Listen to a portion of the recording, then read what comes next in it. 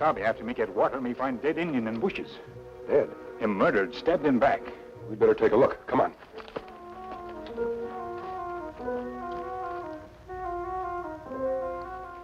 Him Sioux belong White Eagle's tribe. The reservation's about a mile from here. Forbidden to leave it by terms of a peace treaty. Him may be brought here after him dead. Think so? Show you tracks. Come on.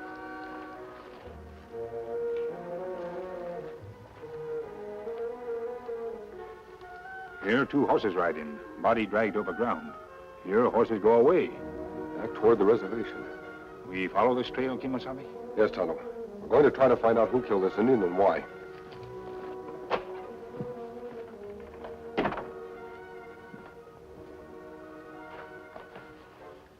Anything wrong, Sergeant? Not now. I had a little trouble in Dobie Pass. Trouble?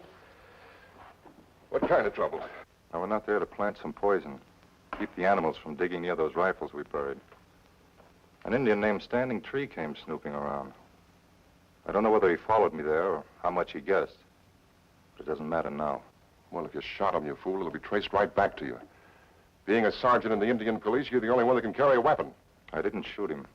I disposed of him off the reservation. I've had so much trouble smuggling those rifles in. And everything depended on them. I guess my nerves are ragged. First time I've known you had nerves. Well, I've got them today.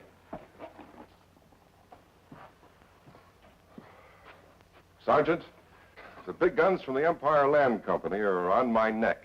They're threatening to take away the shares they gave us unless we give them some action. They can't do that. Not if they want to grab this reservation.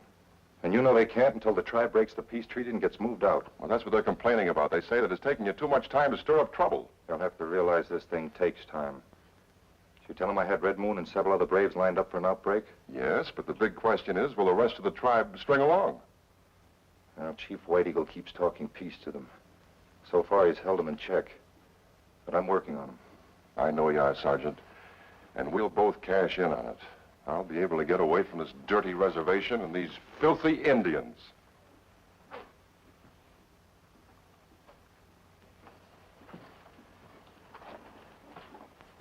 You look down on them, don't you? And on me, too, I suppose, because I'm half Indian. Oh, no. Not at all, Sergeant. I mean, after all, I've taken you into my confidence, haven't I? Yes, for your own gains. Well, we're in the same boat, Bowles. Remember that. Of course. Now, what about this Indian that you disposed of? Will he be missed? Not for some time. They'll think he's out trapping and fishing with the rest of the tribe. It's too bad we can't get rid of White Eagle that easily. Well, he hardly stirs away from his teepee these days. Say, you know, Sergeant, there's a girl over there right now painting his portrait. She came out here with a military escort from the fort with a bunch of tourists. What about her? Well, you know, Indians and pictures and their superstitions about pictures may work out very well for us. Chief White Eagle, you're very patient to sit still so long for my painting. White Eagle has learned patience. His warrior days are over. There is little to live for. You will live in this picture. All those who see it will say, there was a noble and honorable warrior. There is mighty medicine in your paintbrush, my white sister. Put this thought on my face. I wish peace for my people. I'll try my best. Oh, Biash. Biash. Who is he? Red Moon, medicine man. He say you bring evil spirits here. Please tell him I bring only goodwill. Biash. Biash. Hakko. Hakko. Is he angry? Yeah. He tried to stir up my people against the white man.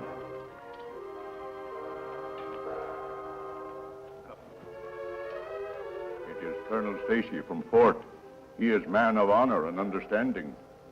I hope you'll understand why I'm here. Peace and health, White Eagle. Now, you honor this visit to White Eagle.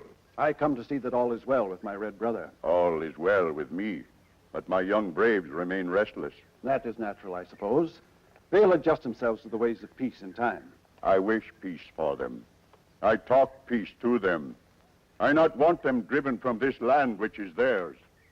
Your words have great wisdom, White Eagle. And your counsel will prevail, I'm sure. And now, young lady, who are you? I'm Antoinette Carver. Tony to my friends. I'm an artist. And a good one, judging by your work. But what I want to know is how did you get here? I came with a group of visitors this morning. We had a pass signed by you. Then you were supposed to leave as they did. The pass was only good for 2 hours. But I wanted to paint White Eagle's picture. He's so interesting. So I just sort of hid out for a little while. You have violated the military law, Miss Carver. Rules, regulations, and orders. That's all you Army men think about. I shouldn't care to live my life that way. Our rules are for your protection, young lady. You're on a reservation of a warlike tribe who have only recently declared peace. And I do not care to have you or anyone else complicate the situation. Can White Eagle ask favor of White Brother? What is it? White Eagle want face on canvas. Then he send it to Great White Father in Washington with message of peace. Your words have merit. Sergeant Fowler, come here.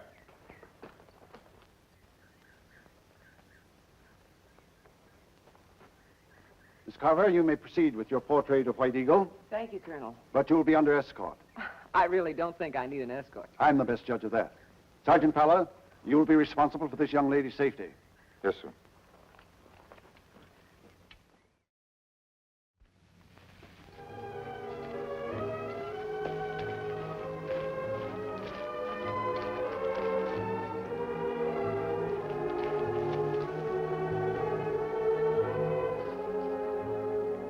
Kemo Sabe.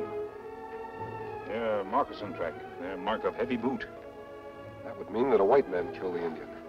A white man would shoot, not use knife. That's possible. He might have figured that a shot would be heard. There's something wrong here. Why Indian get off horse in first place? May have seen something or looking. Tonto, over there. Another dead coyote. This makes second one we find around here. Yes, it's unusual.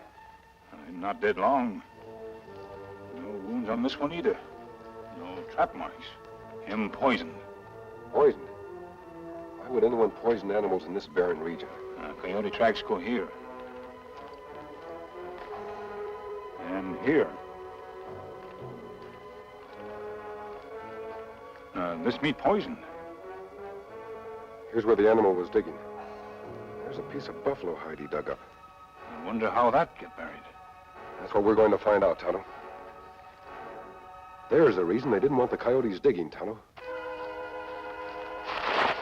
Rifles and ammunition. They look like 50, 60 rifles here. In good condition, too. Packed in tallow and wrapped in buffalo hides. And that's why hungry animals dig for them. I wonder how they got buried. I don't know, Tonto. But the Indians surrendered their rifles to the Army. These must have been smuggled in recently. That's plenty hard to do, past guards. Yes, almost impossible. Unless some of the guards were in on the scheme. We think White Eagle will not know about this. I'm sure he doesn't. If he did, he'd report it to the Army. Pouches not hold many bullets. Enough to cause death and destruction to troops and settlers. Disaster to the Indians. We must prevent that. What we do? We'll put everything back and refill the hole. Then get word to White Eagle. Why you not tell Colonel Stacy? I want White Eagle to get the credit for this, not the blame. But maybe somebody dig up guns and bullets and use them. There's a way to take care of that, Tonto. Remove the powder and make the bullets harmless.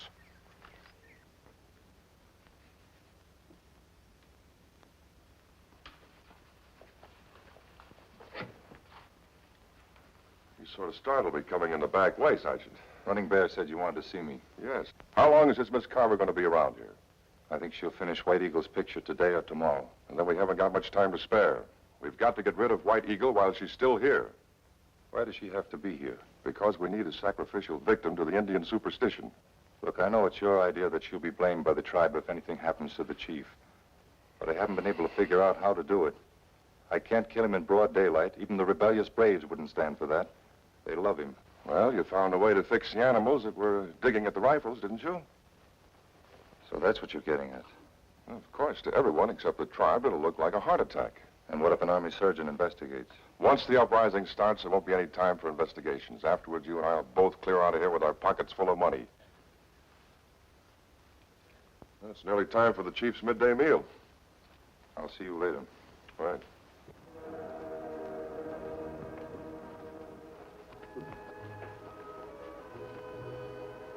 Your portrait will be finished today, White Eagle.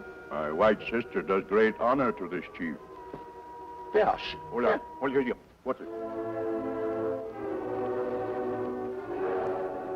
I hope they haven't been disturbing you, Miss Scarver. Not at all. That's a fine picture of the chief. Thank you.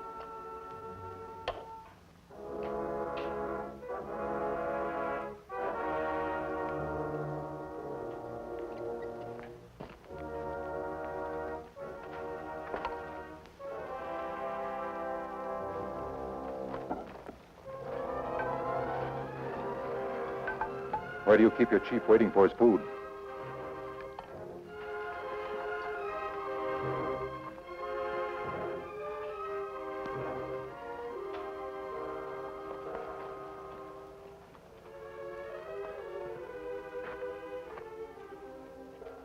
Tonto, can you get a message to White Eagle without being stopped and questioned?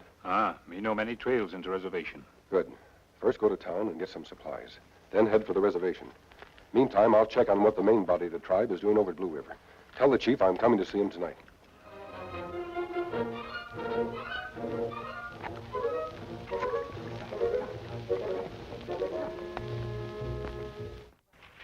Would you turn a little bit more to your right? Chief White Eagle! Are you ill? White Eagle feel tired. Very tired. You seem to be in pain. No. Work. Paint. Make White Eagle face live on your canvas.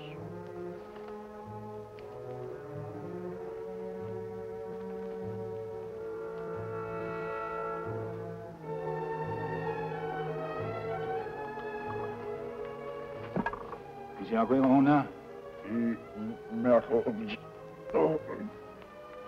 Old chief plenty sick.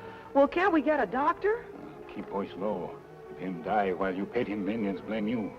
Why should they? Tonto, my friend, I go to land of Wonka Tonga. How him get sick? After he ate?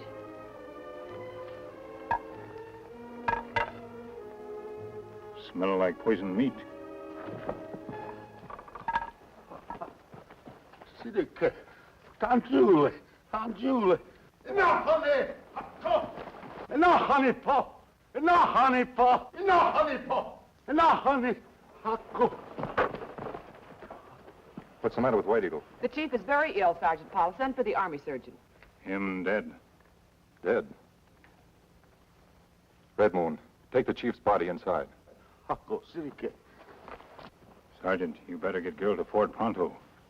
You don't belong to this tribe. Who are you? Me old friend of Chief White Eagle. How'd you get on the reservation? Just ride in to see Chief. And after you got here, the chief died. The chief got sick before that, Sergeant. We think he was poisoned. Poison? That's impossible. I think you're both imagining things. However, it's my duty to hold you for investigation. Running Bear, Big Fish, take this stray Indian to jail. Don't let him get away.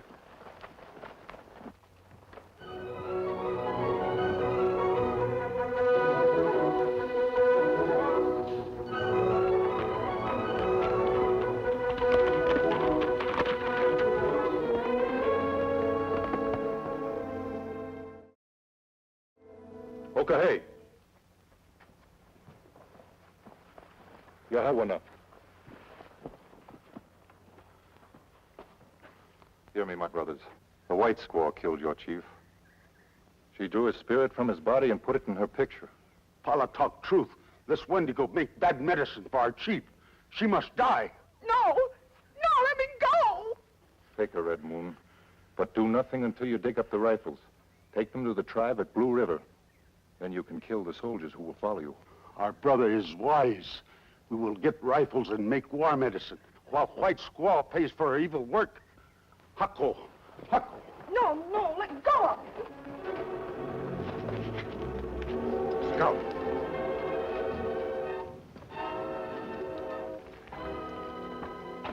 Tonto's knife.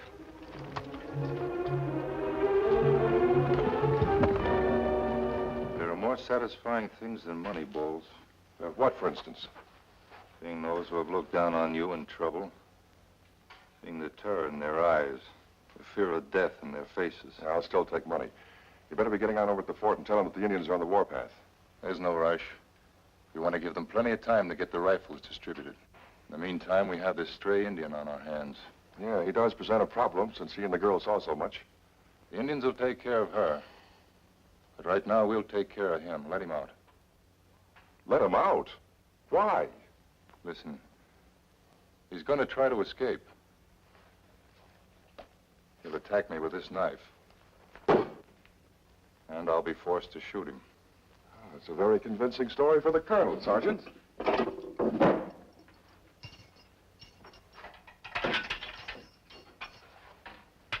Come out.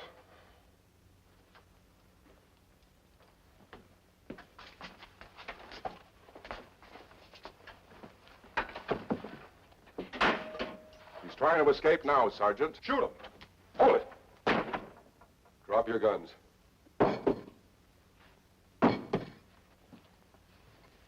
A masked man. How much did you hear? More than enough to hang you both. You remember me, don't you, Bowles? Yes, back in Green Valley, you turned the man I was working for over to the sheriff. He got out of jail a year ago and formed the Empire Land Company. You know that, too. I keep track of such things. Tonto, get their guns. Thanks, Red Moon. You got us out of a tight spot. White squaw been taking the Dobie Pass. I go there now to avenge White Eagle's death. Make haste, Red Moon. Get the rifles to the rest of the tribe without delay. Shall be done. You know, Sergeant, I've always wanted to see the face behind that mask. Go ahead, then. Unmask him. I am. Then I'm going to fill him full of lead.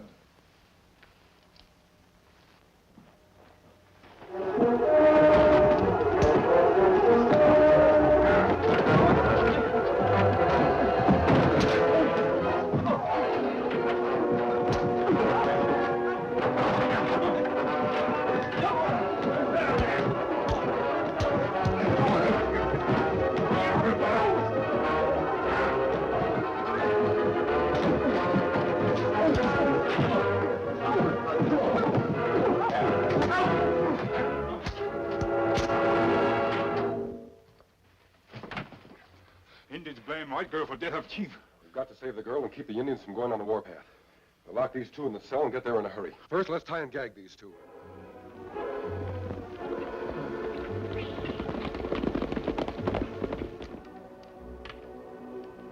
Hear me talk.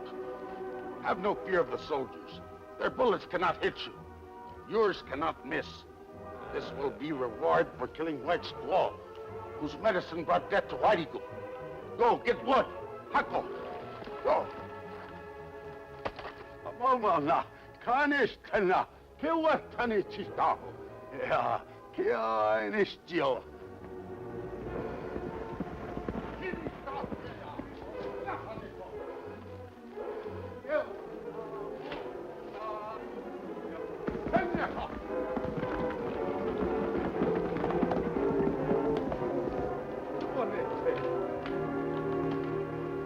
Red Moon, I've come for the white girl. Who talked to Red Moon while hiding his face? Your great chief knew me as a friend.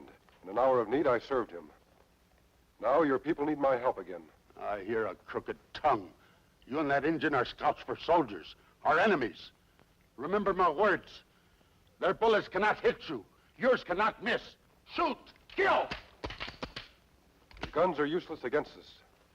They will not fire because you're led by an evil spirit. Look, we fold our arms. Shoot more! My red brothers, your rifles cannot harm us. Throw them down. No, no! The spirit of White Eagle commands it. Go now. Tell your people what you have seen. Tell them the word of White Eagle. Tell them to keep peace, so white man's magic and justice will be on their side. Posse!